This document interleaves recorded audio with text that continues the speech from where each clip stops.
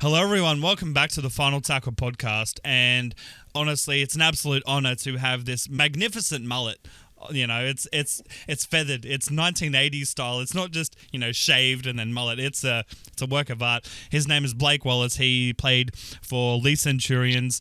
No, not Lee. Bloody brain farting hard. He currently plays for Lee Centurions, but he played for Toronto in the Super League. Thanks for joining us today, and how's it going? This episode is brought to you by our proud sponsor, Gold Coast Trading Cards. They are an authorized TLA trading card dealer, and they are the NRL collector's choice. From box breaks to individual cards, they sell thousands of them from the 1960s up until recent 2020s and into the future 2021s coming out next year.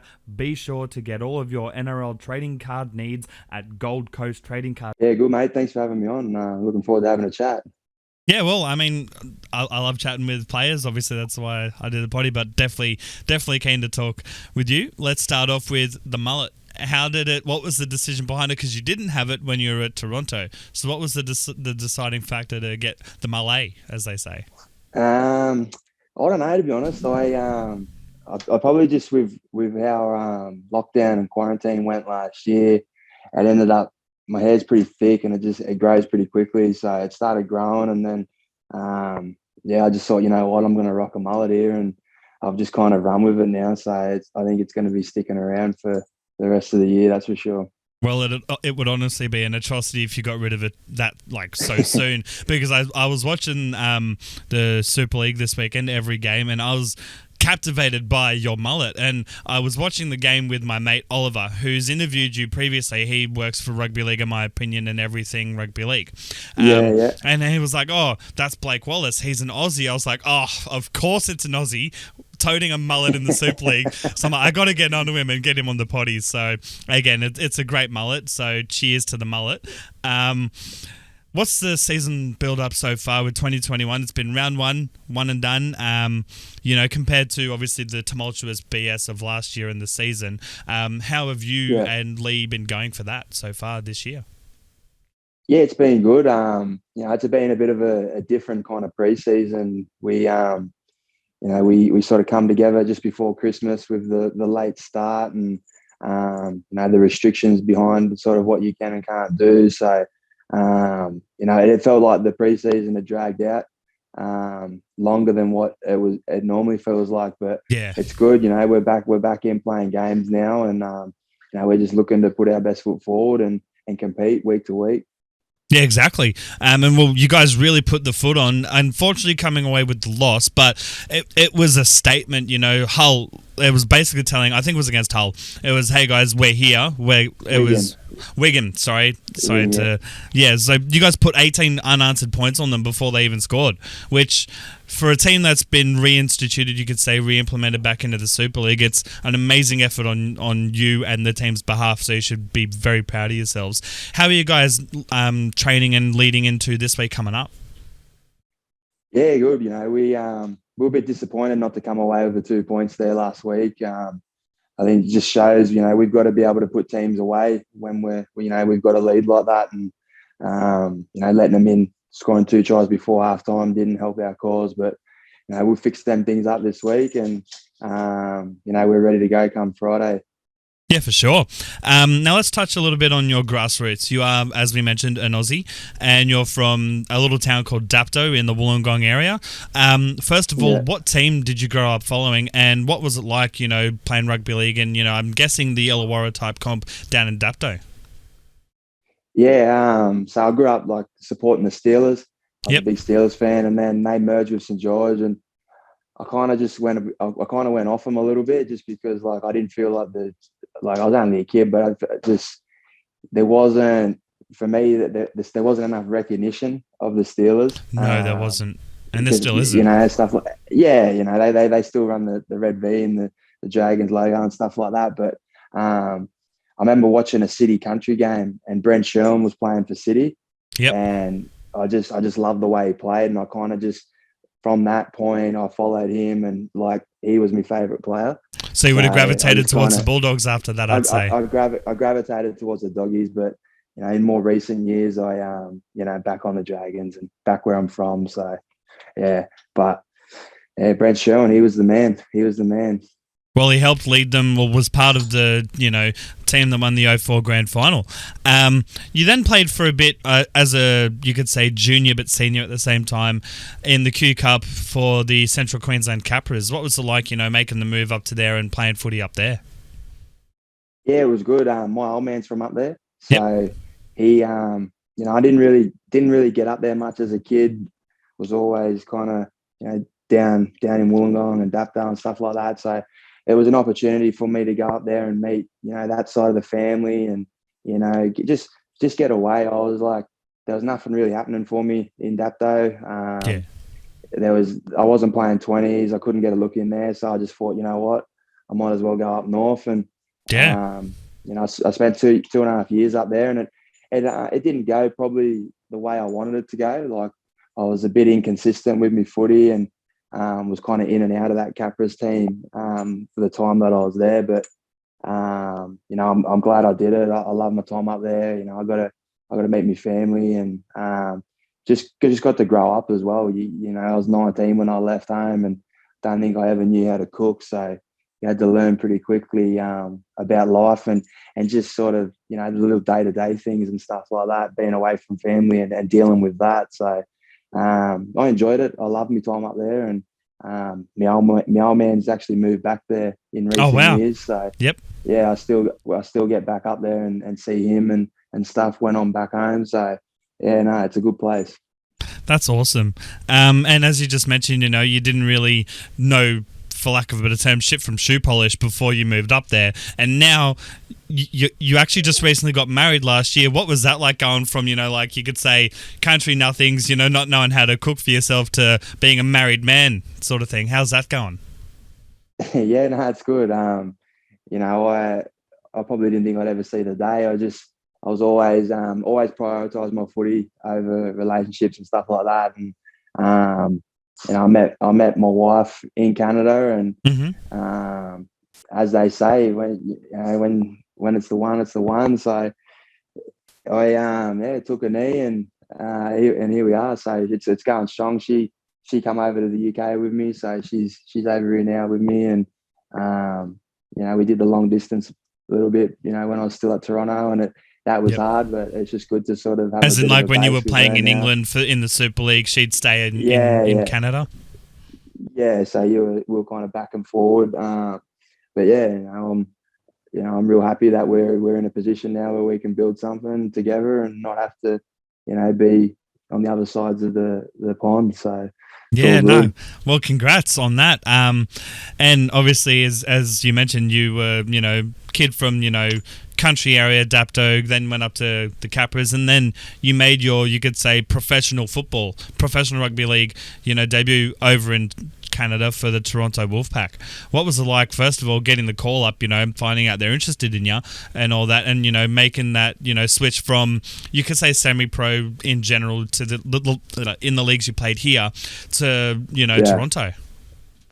Yeah, it was, so I still remember how it all came about. Like, I was working for Shane Millard, Billy Millard. He used to, he played a bit of Super League, he played for the Roosters and the Dragons too. He was my boss, and I was working for him in Wollongong, and while I was playing New South Wales Cup with the Cutters. Cutters, yep, Illawarra Cutters, yep. Yeah, back in 2016. So we're at work, and he was like, we just got talking, and he goes, "Oh, there's this team starting out in Toronto." And I was like, "Oh, yeah, right." And we just got talking about it. I go, "That'd be pretty good, eh?" And he goes, "Yeah, for sure." And he said, "Would you do it?" And I was like, "Well, yeah, I got nothing going here." Like, why not? At that point, I was still just didn't have a manager, like didn't have anything like that. So I was just chipping away in New South Wales Cup, and it was like, you know what, why not? And he rang me back a few days later, and he said, "I've got you a 2-year deal if you want." And I was like, and I went in to work, and he sort of like, we had the contract there, and we looked over it, and he put his neck out on the line for me, and it kind of, from that, I signed it. I said, yeah, why not? And like sent them some highlights of me playing like New South Wales Cup. And, yeah, so they knew what you were capable of, sort of thing. So they knew they weren't signing a dud. Yeah, yeah, I guess so. and yeah, it kind of just snowballed from there, and had to keep it under wraps for quite a while. Like I probably signed the contract in like May of 2016, so had to keep it under wraps until they announced it, and they didn't announce it till like probably like September, October. Oh, you and would have then been like itching to tell everyone. I was it was hard, and then obviously I told my family and that, but they didn't know much. And then to be honest, I didn't know much. I spoke to the coach at the time, and we had a few chats, but even up until like when I was leaving, I was working at Sydney Airport and I was doing night shift. And I remember I finished work on a Tuesday morning and I had an email with my flight itinerary to fly out on that Sunday. Oh, So I was like, all right, this is actually happening, and it's yeah, it's happening like quick. it's yeah, wow. Yeah, and so I rang my boss, and he knew it was coming, and he just said, "Yeah, all good." He said, "Just don't just that's your last shift." He said, I'll get someone to cover you," and he said, "Just go and do what you've got to do before you go over." So, I'm grateful for him to put himself out there and take a chance on me, and I'm grateful for Toronto for having the I guess the guts to take a chance on me as well, because they wouldn't have known much about me, and they would have wanted to put the best team on the park. So I'm just grateful all around, and I'm grateful I get to live my dream. Yeah, for sure. And honestly, that's an amazing story. And speaking of, you were there part of the Toronto Wolfpack, beginnings. Another, you could say, Illawarra comp beginner got his start there. Ashton Sims was also part of the team. So obviously Ashton, having played many games in the NRL, played obviously a few seasons with different Super League teams. When you found out he was going to be part of the team as well, both more or less from the same area, him from Gerringong, you from Dapto, what did it, how did you react to that when you found out that news that Ashton was going to the club?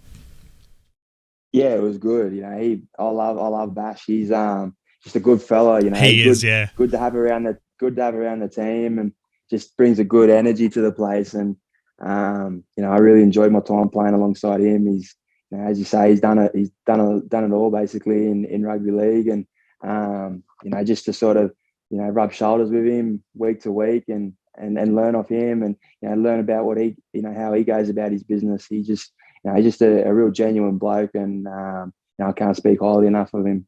No, he is a top bloke. I had the honour of interviewing him back end of 2019, just after he'd retired from Toronto. And speaking of Toronto, yeah. And you were as part of the Toronto beginnings, so you were there when they were in League One and got up to the championship. What was it like when you guys got that promotion win to the Super League for you personally? It was pretty big, because the year before we come up short against London. We got beat in a game 4-2 where there wasn't a try scored, and it was probably one of the weirdest games I've ever been involved in. We had tries disallowed, we had guys get held up over the line, and it was just like it was both teams wanted it that hard. Yeah, and it was a great game, both teams defensively, and just to sort of lose like that, it was pretty tough to take. And obviously, everyone expected us to just go straight up, and it was probably a bit of a reality check for us, and made us realise, all right, well, it's not going to be as easy as we thought it was. So that 20, I think, what year was it now? It was 2019. 2019, because that was the year you guys got into it. Yeah. Yeah. So that year we had Brian McDermott come in and take over as head coach, and I just think we all knew, because the core group of us were there the year before. We knew what we had to do, and we knew what it took. And I think going into that grand final, it was there was no doubt, in my mind, that we were going to lose like that. It didn't cross my mind at all. And even still, first half, it was still a pretty close game, and it was like, oh, here we go, it's deja vu. But we ended up getting over top of them in the second half, and it was probably my proudest moment on a footy field, because the whole thing for me going over, I was like, I want to get from the bottom to the top with that team. And I remember when I signed a new deal with them, I remember saying to Brian Noble, who was like the director of rugby at the time, I said to him, I want to be the guy that takes you from the bottom to the top. And You were part of that for sure. yeah, and like I'm grateful for that, and it it was just a proud moment all around to be able to do that with those boys and a lot of them were there from day one with me as well. So it was a pretty cool feeling. That would have been an amazing feeling to have, as you said, a lot of like 90% of the same team / squad come through from the League One bottom of the ladder, beautiful dog, and then all the way up to promotion into the Super League. And unfortunately, I do have to bring it up because podcast chinwags, that you guys copped the raw end of the deal last year with COVID. And in my opinion, very, very wrong. When the Super League were announcing, first of all, you guys were exited, more or less, and we're going to bring in another club. It's like, in my opinion, if you're going to exit a club, don't be bringing in another club. If you're going to exit it, keep that bloody club, in my opinion. What was it like from a player of that team who had worked so hard and everything in between? Yeah, to be honest, last year was it was a weird year. There was like we didn't get paid we still haven't been paid from Toronto. Like, so it's been an ongoing thing, and it was just frustrating because like a lot of people were in that position as well. Like, a lot of people lost their jobs and stuff like that. So it was tough financially. You're like dipping into your savings and stuff like that. But I'm grateful for the experiences and the lessons I've learned through that experience. It's disappointing to see it end like that because there was so much potential, and I honestly believe it was going in the right direction. It was. Well, from what I could see from a fan standpoint, yeah. And I don't know, like. I'm not a logistics person. Like I don't run anything like that. So I don't know, but it had so much potential to be, as big as like anything really. And it was growing the game. Like there was a massive fan base as well. They didn't realize like there was junior footy clubs getting started up off the back of it, and I think they're still around today. And it's just a shame now that there's no rugby league there for those fans because they took to the game, and a lot of the people we seen on the very first home game that first year were still there on that grand final when we got promoted. Like it grew, and everyone was real passionate about it too. And it was just, I was just more disappointed than anything because I just think it's a missed opportunity for rugby league. Oh, it definitely is, and I hardcore believe that. Because if the Super League is going to expand, but that's the thing, they always keep changing their bloody minds whether they want to expand or whether they want to invest in clubs they've already got. And in my opinion, that's what's holding them back from being as big, and as top notch as the NRL is. They keep bloody backing back and forth. But enough of that topic. You obviously, as I said, started this season with Lee. How did that come about, getting signed to Lee for this season? So last year I was kind of all up in the air with what I was going to do with like Toronto and stuff like that. And the coach from Lee, John Duffy, he rang me and we had a pretty good chat, and then I kind of bounced it off a few people I knew, and one of my good mates he's at Lee now with me, but he was at Hull KR last year, and I played with him at Toronto, Ryan Briley. I knew he'd been at the club before, and I just kind of got his opinion on it. And he said, it's a great place, stuff like that. And I just speaking with Duffs, he's a former half, like just everything seemed right. And then like a few boys that I knew there, like they were reaching out to me going, "Oh, do you think you'll come over?" And it just got to a point with everything that was going on with Toronto, I had to make a call, and I had to make a call for me and my family. And I just went, you know what, I can't keep living in limbo because at this point, we didn't know if they were going to be in Super League, like Toronto was going to be in Super League or not. So I just said, I'll and I got a release because I was meant to be contracted with Toronto this year. So I got a release from that and jumped over and signed with Lee for this year. But I signed with Lee just in the hope of probably trying to help them get promoted to Super League. And then obviously with Toronto not being allowed back in, we ended up taking that spot. So it kind of come full circle for me, which Yeah. is a pretty cool feeling. I get an opportunity now to showcase what I'm about this year. Yeah, that's fair.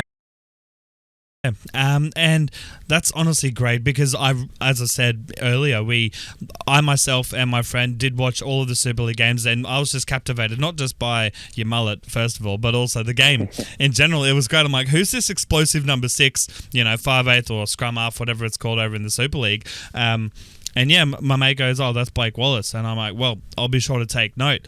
And as we just mentioned, the move with clubs. How did you and your wife and all that handle the physical move from Canada to England? Yeah, it was pretty tough. I had to carry about 7 of her bags, so that wasn't ideal. But one trip is all it takes. It's only one trip. Yeah, yeah. No, it wasn't too bad. The club helped me out with everything. Like they were really good. And basically, it was just waiting on the visa situation to get approved, and that way we could, get over here. So I tore my pec in the gym while I was still training, while I was over there towards the back end of last year. So I had surgery on that while I was in Canada. But then visas got approved and managed to just get over to the UK. I think early December I come over, so I've been here ever since, and it was pretty easy for me. I had a suitcase basically. I had some stuff here already, but it was more me missus just sort of tying up loose ends for her, like selling a Yeah, for car and sure. stuff like that, and basically her packing her whole life up into some bags and coming over with me. So we're just glad to be settled in one place now, and just hopefully have a good year and see what happens. Yeah, for sure. What's the funniest sledge you've heard on field? Whether it's been directed at you or one just you've heard while running past someone? To be honest, I got sledged by a fan Oh, wow. back in 2019. So we're playing Featherstone away, and I had the duty of kicking goals that day, and Oh, I that's never managed fun with to fans. every try we scored, we just ended up scoring on the sideline, and I didn't have a real good day with the boot. I think I kicked one goal, and it was right on full time, and we just won, and I was lining up the kick for goal, and I was just walking back with the tee, and I'm looking in. I was right on the fence, and there was like grandparents with their kids, and they're like just into me, like saying some stuff that I shouldn't say on camera, but it was like an eye opener. I was like, wow, this is unbelievable. Like you get banned for life in Australia if you got caught saying some of the stuff they were saying. But Wow. they're just passionate fans, and Yeah. I got a laugh out of it, and they were just giving it to me, and I ended up missing the goal as well, so I copped it even more. But Oh, you it definitely would have. yeah, it was funny. Like I can handle that. I love the fans chirping up and getting Larry and stuff like that. So it's a bit of a laugh, but I don't know. I've had really too many people sledge me over here, which is not a bad thing, I guess. But um, like I have heard some good ones, and like just guys saying like, oh, what you are. He goes, I'm horrendous. One of my mates, he goes, I am horrendous, but you are shit, seriously, and just like it's just Oh, like just that's a giving it to guys classic. like that, and yeah, just little ones like that. It's all good. It's all good part of it, I guess. And I when I was younger, I was a bit of a pest, and I used to say a few things. But when I started playing against men and realizing, all right, you got to pick your battles here. So I've kind of not really. I don't really say too much unless someone comes at me first. Yeah, no, that's fair. That's fair. And who would you say is the, whether it's individual or team in particular in the Super League, the toughest opponent or opponents that you've gone up against so far? Um, I don't know, like playing Tommy Lulai for Wigan, the Mm. halfback. Mate, he just bangs you. Like I played him last year, and he banged me, and then I played him on Friday night, and he jammed me again. And I was just like, he's just a real consistent performer week in, week out, and he's played a heap of games, and just as a half, like to see him defend the way he does, like that's someone you look up to because he bends his back and he puts bigger boys on their ass. So I'm a big fan of how he plays and how he goes about his business for sure. No, that's fair enough. Who was your idol or your rugby league idol or hero growing up? Yeah, Brent Sherwin was probably someone that like in the front yard I'd be kicking the ball, trying to kick like him and stuff like that. Brad Fittler was probably another one that I looked up to.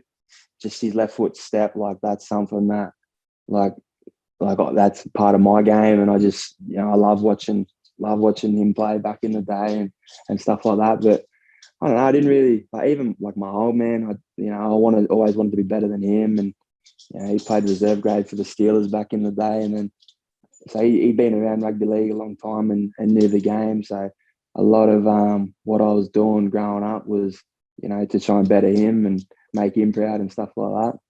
Yeah, no, that's awesome. Honestly, that's really awesome. And so far in your career, even spanning, Capras and Cutters, which coach has had the biggest impact on you as a player and as a person? Oh, getting real deep here. Yeah. So when I was at the Capras and things weren't going real well, like 2014 season particularly, I got dropped after round one, and there wasn't really a reason behind it. The coach he just said, I want to give a younger fellow a go. And I think at the time I was 21 or 22, so I didn't know how young you want to get. But yeah, I just said, and then he goes, I just want you to go back to local league and learn. And I just said, you know what? Right. And I kind of just stood up for myself. Oh, missus coming down. And so I went back and played for the Yeppoon Seagulls in the local league comp, and they had a coach called Jason Green at the time, and my confidence was probably a little bit all over the place. And like I'd heard, he had a bit of a reputation of being hard on his boys and stuff like that. And he just, I don't know what it was about him, but he just knew how to get the best out of like me, and he knew how to get the best out of the boys. And he challenged me, like, we do something at training and he'd let it go, and then he'd come back and he'd go, why did you do that? And I'd explain and he'd go, well, what about this? And he just, I don't know, there was just something about him that really, like, I really responded to. And I ended up in the end, I told the Capras, no, I'm not coming back. Like, I'm just not coming back. I'm happy here. Stuff is. Yeah, I'm. I was enjoying my footy again, and I spent the year playing under him, and we ended up winning just the local league grand final, and wow, had a pretty good game. And I think that still speaks volumes, even though it's local. That speaks volumes of that coach, that he could get that out of you that Capras that one season couldn't. Yeah, well, he'd been around, like he was good mates with Brian Smith, and he'd been around the game, and we had a real good year. And I ended up on the back of that getting a phone call to go back to like the Illawarra Cutters to come home. Yeah. And I just went, yeah, you know what? And I don't know, like that year, just I wasn't keen on footy. Like there was a point where I was like, do I even want to keep playing? And he kind of just reignited that love. Yeah, and he reignited that love for me in the game, and he just supported me, and I had a real good year with those boys. Like we just had a lot of fun together, and that probably put me on the path that I'm on now, because I went home and kicked on with the Cutters, and then got the opportunity to come over here and stuff like that.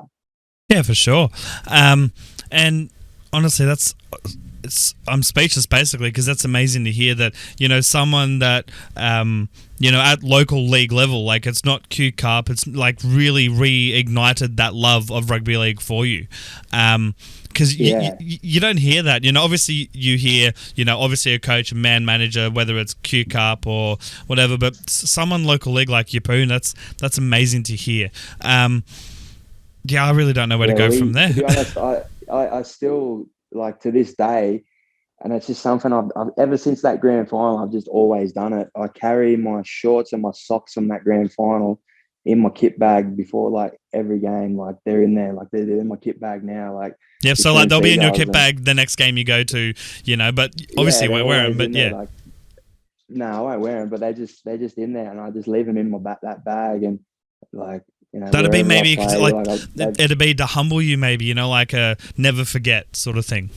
yeah, and just like I don't know, like whether it's just I don't know whether I think it's a good luck charm or what it is, but I just go with it, and yeah, they follow me around everywhere. So that's something that I always make sure is packed first.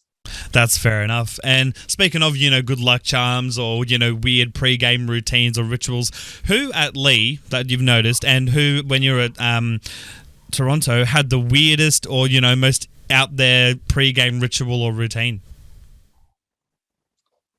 I don't know. I haven't been at Lee long enough now to sort of pick up on any, but Mm-hmm. Ashton Sims used to brush his teeth, and he used to like near make himself throw up, but this was like right before we kind of went out, and like that I always found that weird for some reason. I don't know why, but Like he'd brush them to the point um where they'd be like pearly white sort of style. oh 100%, I'd be like, Bash, are you all right? And he's just like gagging. I'm like, what are you doing? I'm like, brushing your teeth. But I don't know, not like yeah, I don't know. Like I've got some weird things that I do, but like Well, what do you yeah, do? so I have to shave my legs before every game. Okay. I just Like as in shave every him game. skin bald or like trim him? Yeah, to the skin. It's I don't know.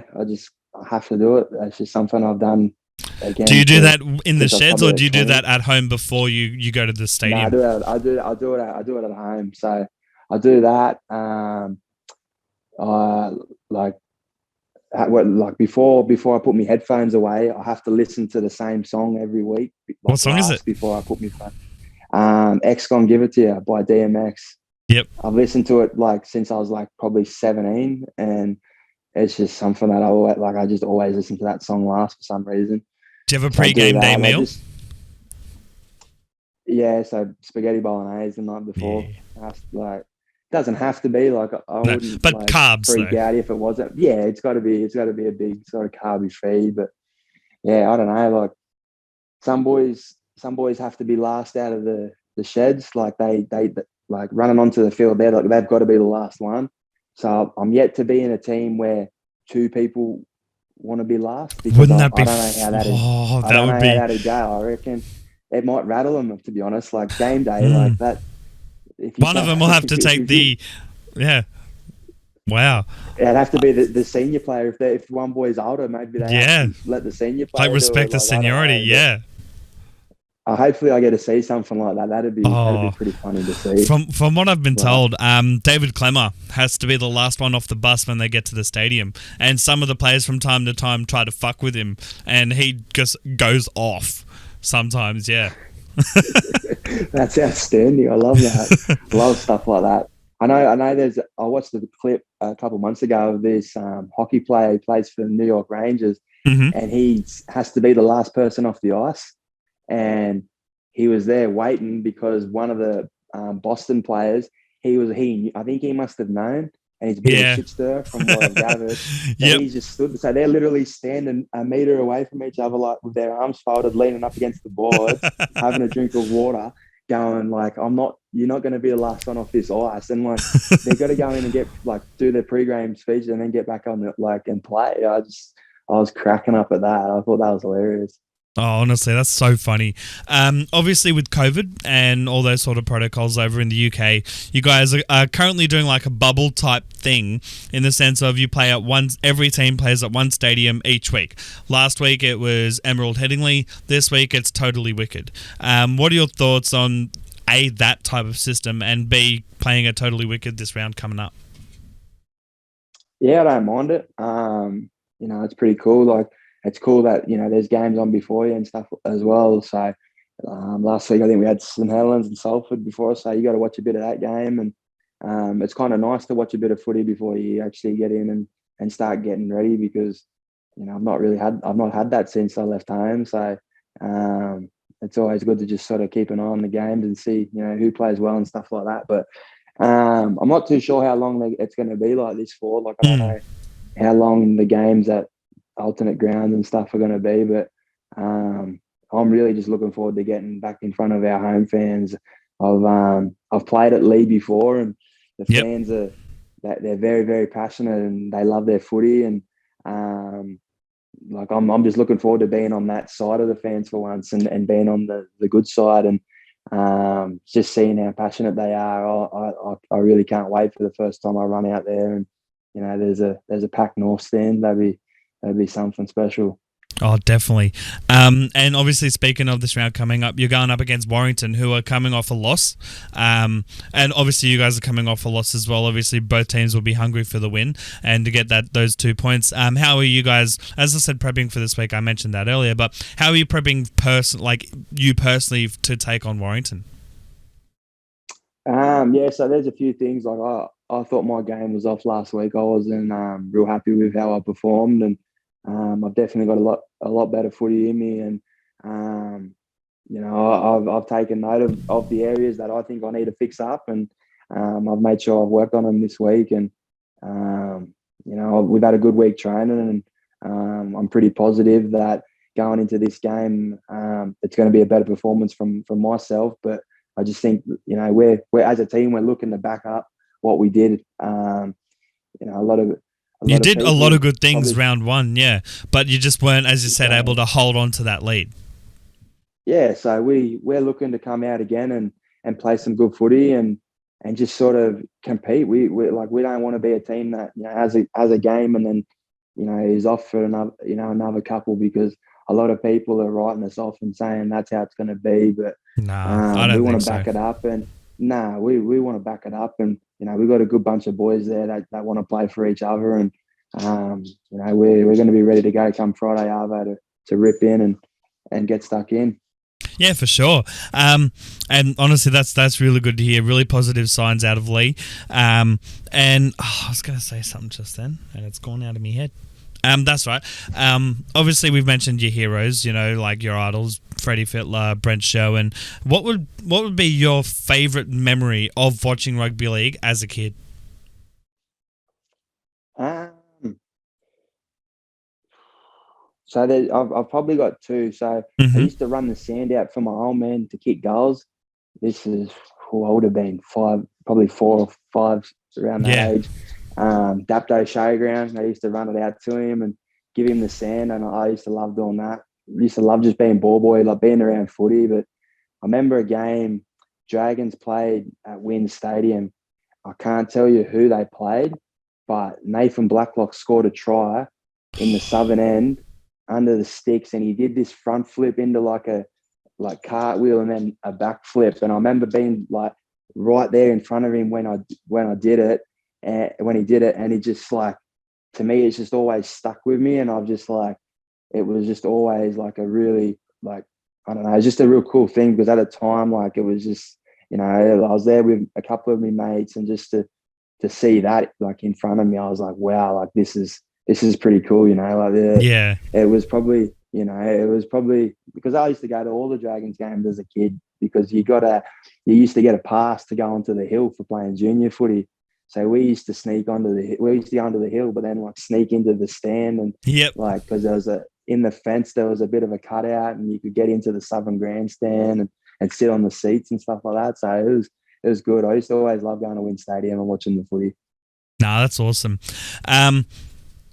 Honestly, I can't really think of anything else other than 2 topics. So first of all, we'll start off with, do you have any advice for any youngsters who, like yourself, you remember being a kid watching the footy, any advice to kids that would love to play in the big leagues one day? Yeah, it's just a big thing like that I kind of learned is, don't get disheartened if you don't make a rep team at a young age. Like, I didn't make like any junior reps, no Hal Matthews, anything like that. And I've seen guys that had done that kind of fell off the wagon as they got older, because they weren't making teams. It's like, that's not the be all and end all. Everyone matures as a rugby league player at a different point, and if you've got a goal and you strongly believe in it, then chase it. For me, I just wanted to play professionally. I didn't care where it was, and Or how you got there, just as long as you got there. or how I got there. I just, as long as I got there. And I was when did I come over here? I was like 24. Like I was 24 years old. I made my professional debut. Didn't make my Super League debut till last year. Like I'm 28 now. Like it's not just because you don't make NRL at the age of 20 doesn't mean you can't go on and do something elsewhere or do something later. Just stick at it, work hard, and you'll get the rewards from it. So, do you have any words for the fans of Leigh for the 2021 season? Yeah, we're I'm just excited to meet you all and getting out to LSV and playing in front of you. We appreciate your support, and we know that you'll be there by our side the rest of the year. So we're just looking forward to making you guys proud, and we just appreciate all the support, and we can't wait to see you back in the stadium. Yeah, for sure. And obviously, I've got to ask, can you give us a little bit of a flourish of the mullet? Oh, that's it. That is, I love it. The old Tennessee waterfall.